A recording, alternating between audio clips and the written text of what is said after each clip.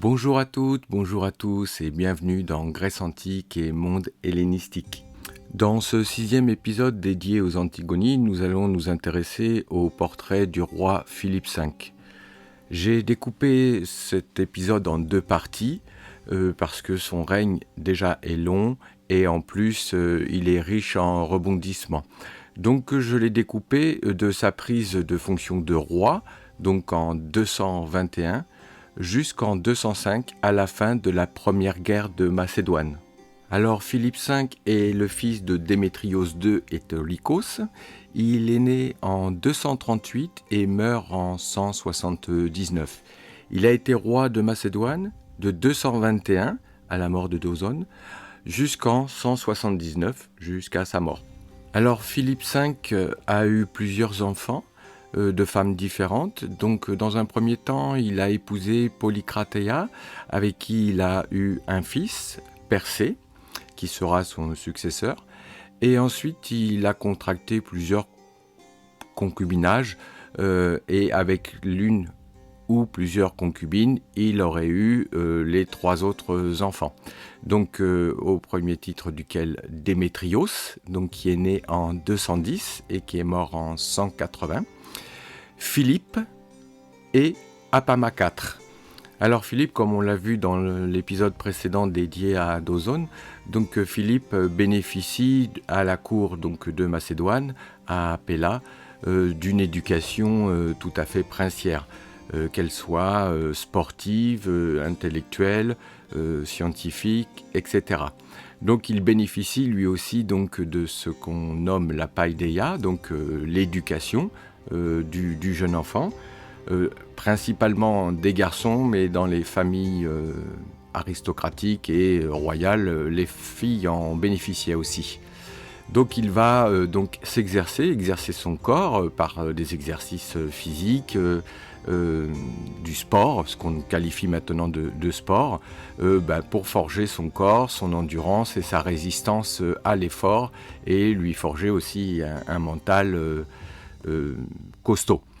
Et il va lui aussi donc apprendre à la philosophie, les lettres, à lire bien sûr, à écrire, quelques exercices de chant, la poésie, enfin tout ce qu'il fait de l'éducation grecque à l'époque. Donc il aura des professeurs de rhétorique, de lecture, parce que dans l'Antiquité on lisait à haute voix. Il va aussi s'exercer aux arts lyriques, à la poésie, et ainsi de suite. Et tout ça dans le but de faire de lui un futur roi solidement armé, aussi bien physiquement qu'intellectuellement. D'autant plus qu'il devient roi de Macédoine à seulement 17 ans, à la mort de Dozone. Donc il lui fallait vraiment avoir un solide bagage pour pouvoir endosser ce rôle et se mettre à gouverner et les peuples et la cour macédonienne.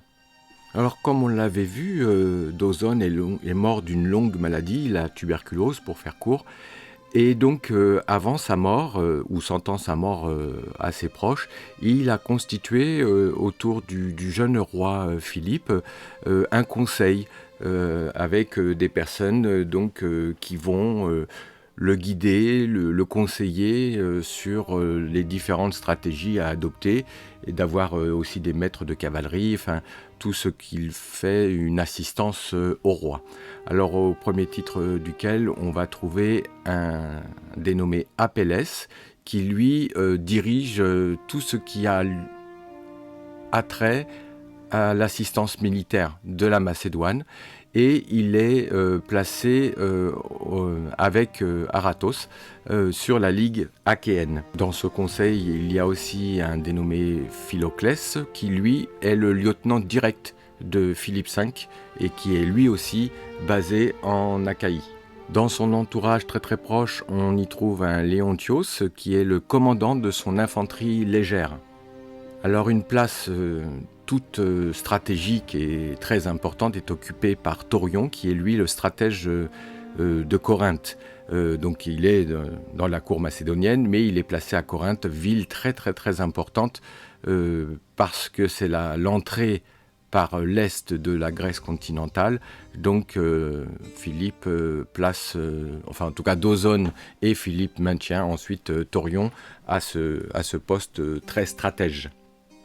Mégaléas, lui, va être le dirigeant de tout ce qui a trait à la chancellerie de Philippe V. Et pour finir, Alexandros, donc un Alexandre, lui qui est responsable direct de la garde rapprochée de Philippe V, donc un poste hautement important, et de le confier à quelqu'un de confiance. Alors dans l'entourage de Philippe V, indépendamment du conseil formé par d'Ozone, on y trouve bien sûr Démétrios de Pharos. Alors lui, il est gouverneur de Pharos, une petite île de l'Albanie actuelle, qui a été allié des Illyriens, ensuite des Romains, puis de Philippe V. Donc ça rappelle un peu un des diadoques, en la personne de Polyperchon, qui avait des alliances assez faciles à faire et à défaire.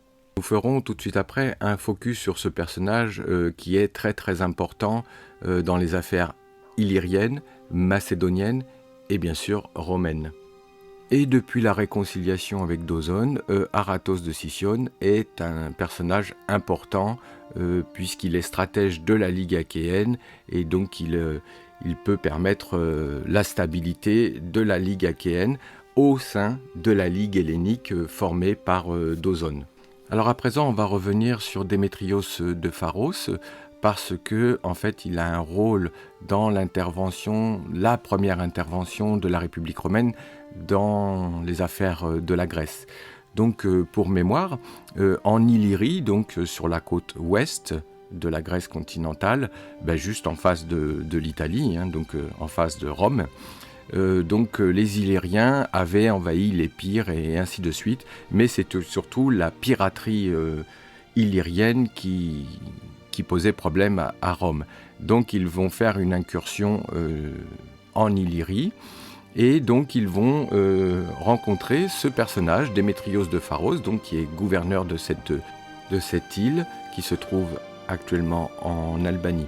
Alors Démétrios de Pharos était au service de la reine Teuta, qui était donc la veuve du roi Agrone, et donc il cohabitait, il était sous la gouvernance de cette reine.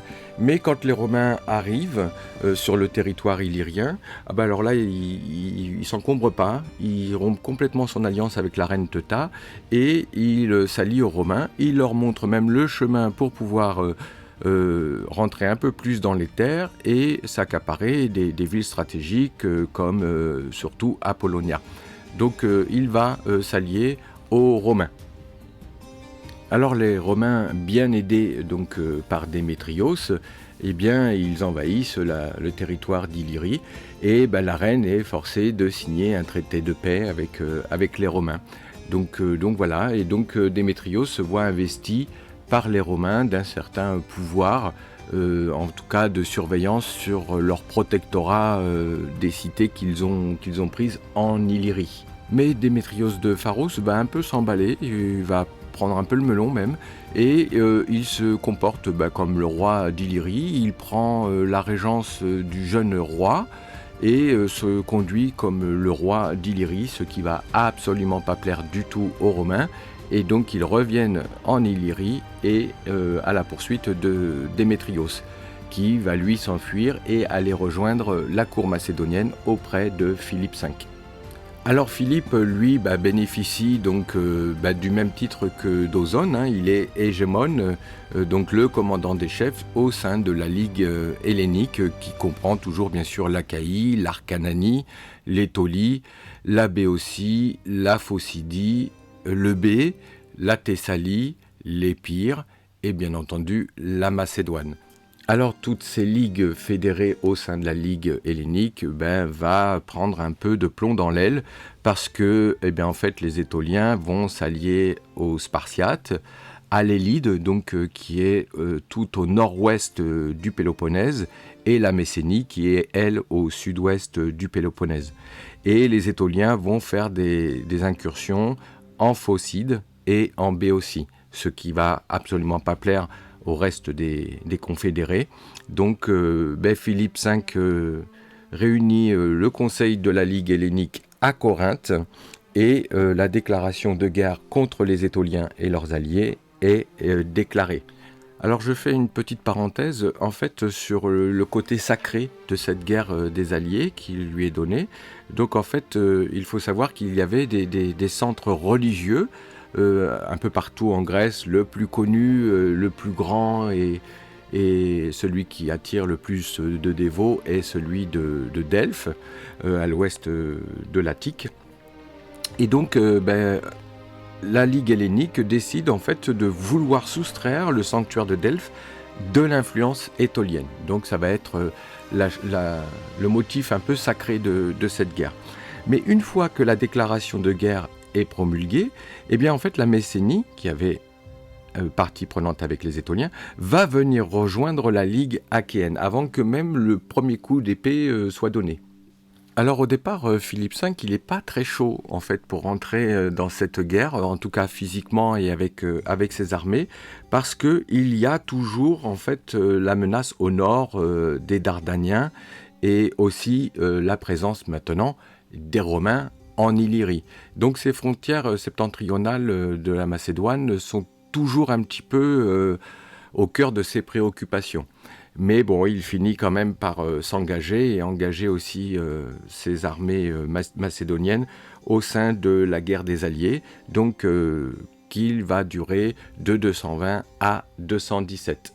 Alors ce qui a le plus frappé dans cette guerre des Alliés, c'est le saccage des lieux sacrés. Comme je vous l'ai dit tout à l'heure, il y avait plusieurs lieux sacrés en Grèce antique, et donc il y a Delphes, mais il y avait aussi Dodone et Dion.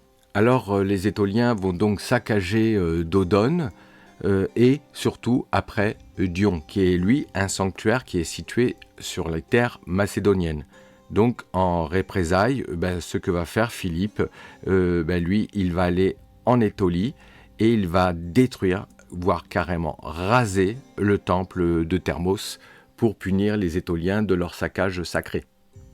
Mais en territoire étolien, dans la cité de Calydone, Philippe V apprend l'imminence d'une invasion de la Macédoine par les Dardaniens. Donc il retourne en Macédoine et c'est là qu'il est rejoint par Démétrios de Pharos qui a été chassé par les Romains.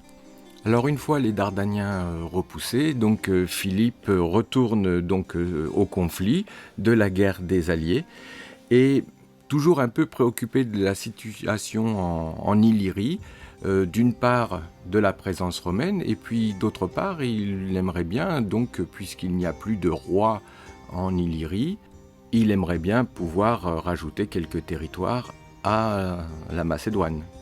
Alors il va proposer de faire la paix. En plus, il est aidé des ambassadeurs envoyés par Ptolémée IV, qui lui voit cette guerre d'un mauvais œil, puisque c'est pas bon pour le commerce. Donc une paix va être signée à Naupacte et qui met fin donc à la guerre des Alliés en 217. Alors sitôt cette paix signée, Philippe doit s'en retourner en Macédoine parce qu'il y a des troubles au sein de sa cour. Alors c'est assez obscur quant aux motifs et puis aussi au procédé, ou du moins comment s'est passée un peu cette scission au sein de sa cour.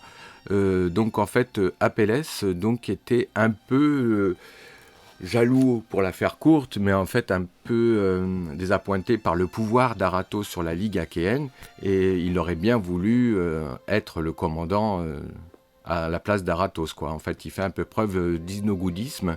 Il voudrait être calife à la place du calife, même si à l'époque il n'y avait pas de calife.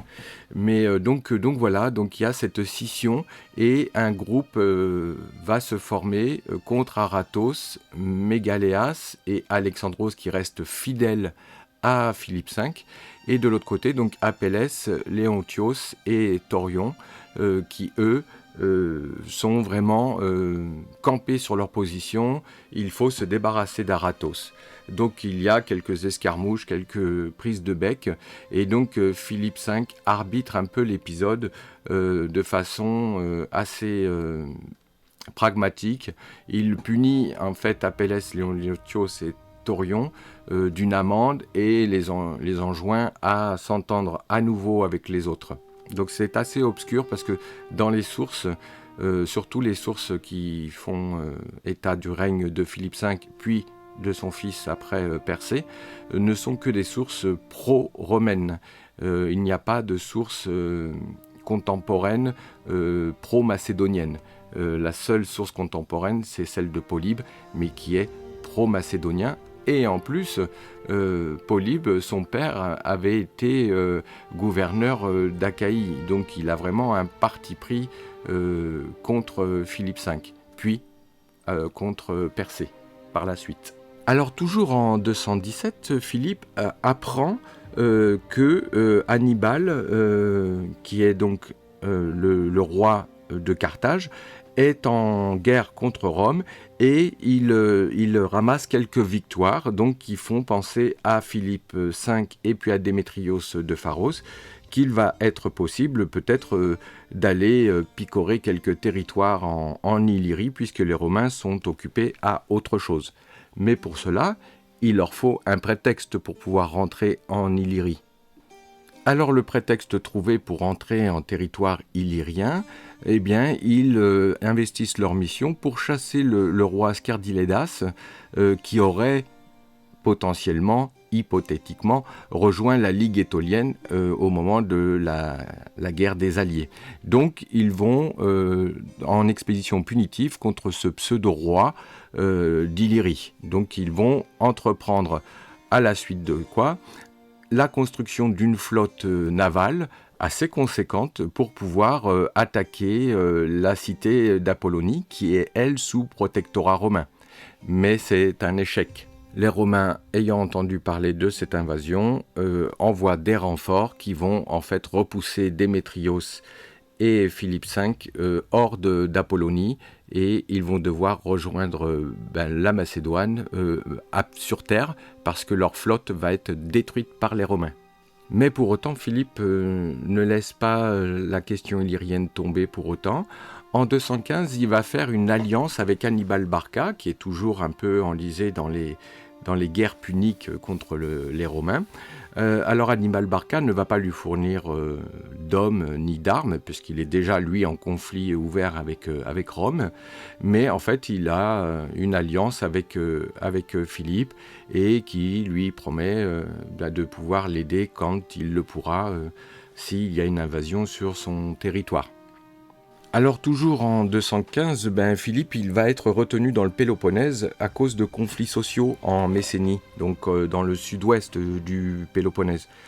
Donc il y a une insurrection de la part d'insurgés en Messénie, et donc Philippe V lui va prendre le parti des révoltés pour punir un peu les dirigeants de la Messénie de s'être dans un premier temps alliés à la Ligue étolienne pour la guerre des Alliés. Donc lui, il va prendre vraiment fait et cause pour ces révoltés. Et pendant ces troubles, pendant ces conflits en fait armés là aussi, c'est là que Démétrios de Pharos va y trouver la mort. Et puis, en fait, l'aristocratie messénienne met Philippe en échec.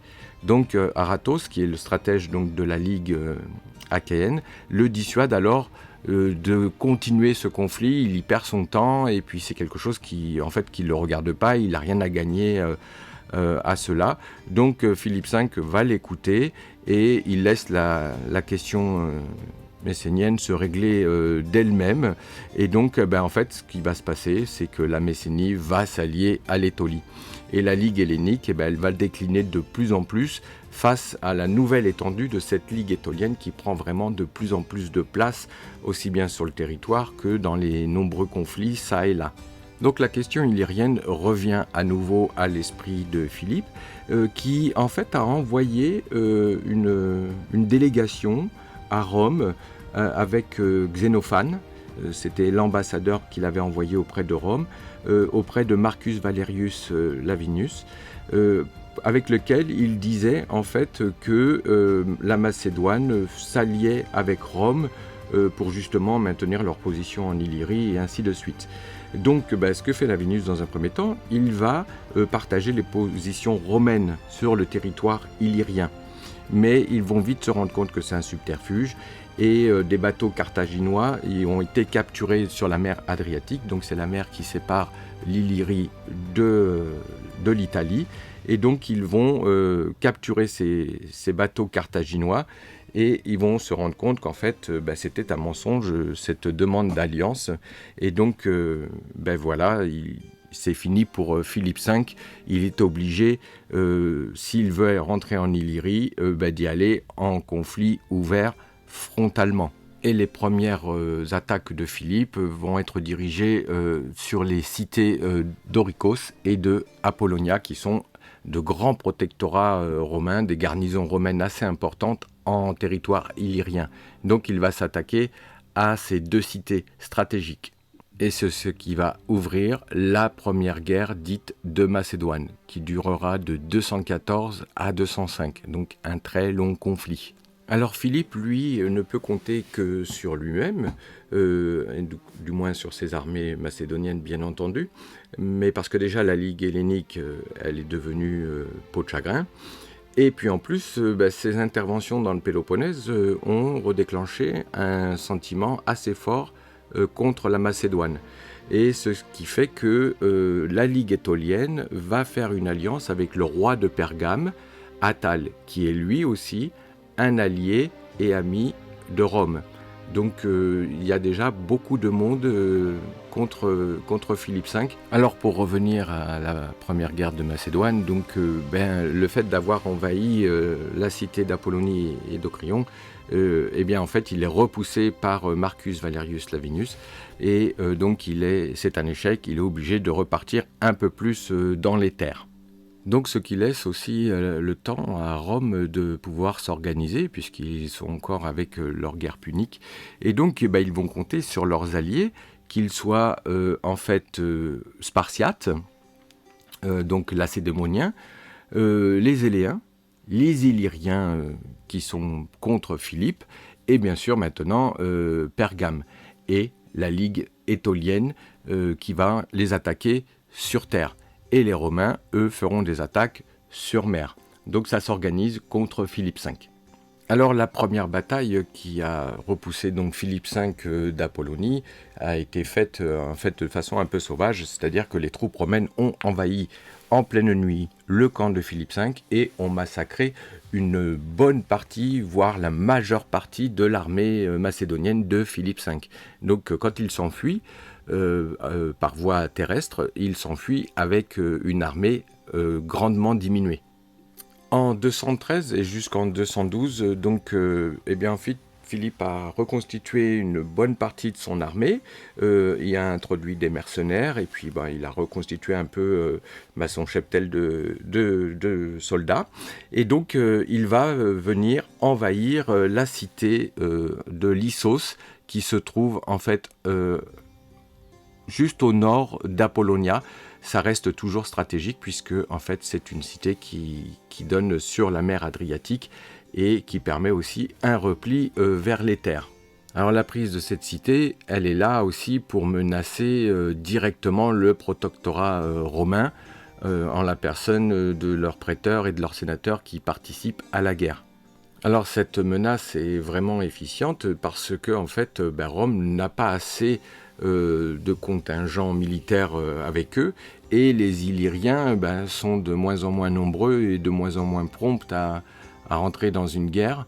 Donc en fait c'est là que Lavinus va demander à l'Étolie de venir leur prêter main forte, en remerciement de quoi il leur donnera l'Arcananie, territoire hautement revendiqué et souvent attaqué par la Ligue étolienne. Donc marché conclu, on vous prête main forte contre Philippe V. Eh bien, ni une ni deux, les Étoliens veulent envahir l'Arcananie, qui font appel à Philippe V, qui vient leur prêter main forte, et les préparatifs d'invasion sont avortés dans l'œuf. Les Étoliens repartent bredouille, et l'Arcananie reste indépendante de la Ligue étolienne. Et en cette même année 210, en fait, Lavinus est rappelé à Rome, puisqu'il a été élu consul de Rome, et il est remplacé par Sulpicius. Alors la nouvelle entrée de Publius Sulpicius Galba Maximus va provoquer d'incessants combats de 210 à 208, c'est des conflits incessants entre les Étoliens, entre les Macédoniens, avec les Romains, les Arcaniens. Enfin voilà, il y a beaucoup de conflits. Donc en fait, Sulpicius, lui, il va conclure très rapidement une alliance franche et ouverte avec Attale Ier, donc, qui est le roi de Pergame. Et donc ce qui fait que cette nouvelle alliance va provoquer une multitude de différentes armées contre Philippe V. Il y a Rome, il y a l'armée pergaménienne avec Attale, la Ligue étolienne, il y a aussi les Spartiates en Lacédémone, et différentes cités ou régions aussi qui n'aiment plus trop les Macédoniens. Donc en fait, Philippe se retrouve assez vite isolé contre cette multitude de différentes armées. Mais ces différentes alliances ne vont pas être très stables pour Rome, parce qu'en fait, Attale va vite devoir rentrer avec une bonne partie de son armée dans son territoire pergaménien, parce qu'il est mis en danger par Prusias, roi de Bithynie, qui est au nord de l'Asie mineure. Et ensuite, Philippe arrive aussi à faire la paix avec la Ligue étolienne. Donc, en fait, cette alliance pour Rome, elle ne tient pas beaucoup. Et en plus, Rome a besoin de soldats nouveaux parce qu'il y a toujours les guerres puniques en cours contre Hannibal. Donc en fait en 205 c'est vraiment une date stratégique parce que tout le monde est un peu en conflit sur son propre territoire ou avec d'autres adversaires. Donc en fait la fin de la première guerre de Macédoine en 205 est conclue presque à défaut parce que tout le monde est un peu pris dans différents conflits. Alors un traité de paix est signé avec Publius Sempronius Tuditanus et Philippe V. Donc ce traité en fait va stipuler que Rome maintient son alliance avec Pergame en la personne d'Attale Ier. Et ils gardent le contrôle d'une partie de l'Illyrie. Ils vont contrôler le sud du Péloponnèse avec les Lacédémoniens, les Éléens, les Messéniens et les Athéniens. Et ce qui va faire en fait que ce traité de paix qui est signé à Phoniquée commence à installer en fait ce qu'on pourrait appeler un impérialisme romain, même si c'est encore la République romaine. Donc au nord avec l'Illyrie, ensuite donc les Lydes au nord-ouest du Péloponnèse, la Messénie au sud-ouest du Péloponnèse, la Laconie ou la Lacédémone, toujours dans le Péloponnèse, et Athènes en Attique, qui est donc là aussi une place bien stratégique parce que Corinthe n'est pas loin, la presqu'île de Bé non plus, et l'accès aux terres pour aller en Béotie, en Phocide, en Thessalie et remonter en Macédoine n'est pas très difficile à faire. Et puis en Asie mineure, ils ont un pied bien installé grâce au royaume de Pergame. Alors, ce traité de paix, en ce qui concerne Philippe, lui garantit donc une partie de l'Illyrie, donc la partie la plus orientale de l'Illyrie, donc la partie qui touche la Macédoine. Il a donc un contrôle sur la Bithynie avec Prusias, qui a donc épousé sa sœur, l'Achaïe, la Béotie, la Thessalie et l'Arcananie, et bien sûr l'Épire qui est toujours un peu pro-macédonienne pour le moment. Alors voilà pour la première partie du règne de Philippe V, donc jusqu'en 205, jusqu'à la fin de la première guerre de Macédoine. J'espère que cet épisode vous a plu. Le prochain épisode traitera donc de la deuxième partie du règne de Philippe V, donc jusqu'à sa mort en 179. J'espère que cet épisode vous a plu. Si c'est le cas, n'hésitez pas à vous abonner et à laisser des commentaires si vous le souhaitez, je vous y répondrai. Merci.